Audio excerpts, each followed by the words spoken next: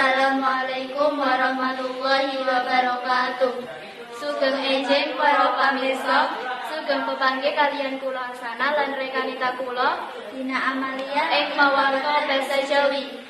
Wekdal menika pawarta basa Jawi badhe mbeber warta kemalingan ingkang wonten ing Yogyakarta Sonopringgo.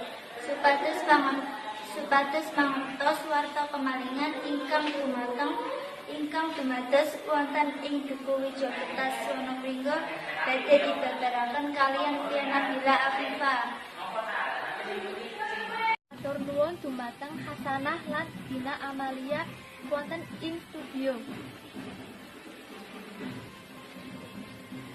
Saniki kula sampun wonten ing Duku Widyakertas. Wonten mriki kula badhe mbeber warta kemalingan wonten ing Duku Widyakertas.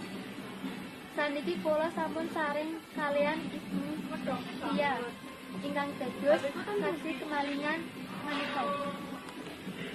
Sugeng enjing, sugeng enjing. Ingkang kemalingan menika sinten, Mbak? Menika sing kemalingan Bapak Apriyanto. Menika Bapak Apriyanto tangga kula. Masalah aku tidak ngerti Bapak. Lajeng punapa ingkang Mbak pialan warga sanes tumindakaken? Mboten dangu wonten tiyang kalih medal saking griyane Bapak Apriyanto. Lajeng Pak Apriyanto sampun ngatos ing sampun kejadian wonten griyanipun sampun Pak Apriyanto dikabari Pak RT lan Pak RW. Matur nuwun Mbak Tia sampun maringi pawarta. Nggih.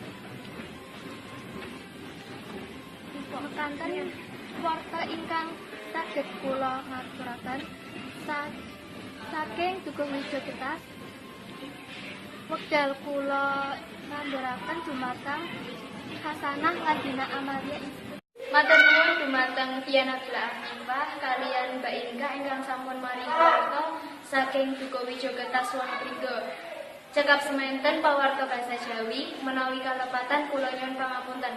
Wassalamualaikum warahmatullahi wabarakatuh. Assalamualaikum warahmatullahi wabarakatuh.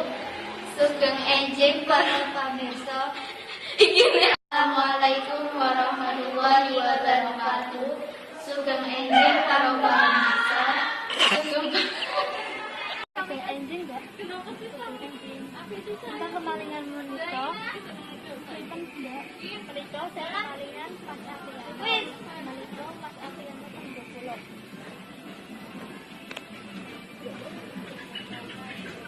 Lajeng punapa ingkang ingkang sampun maringi warta saking Duku Widyakertas.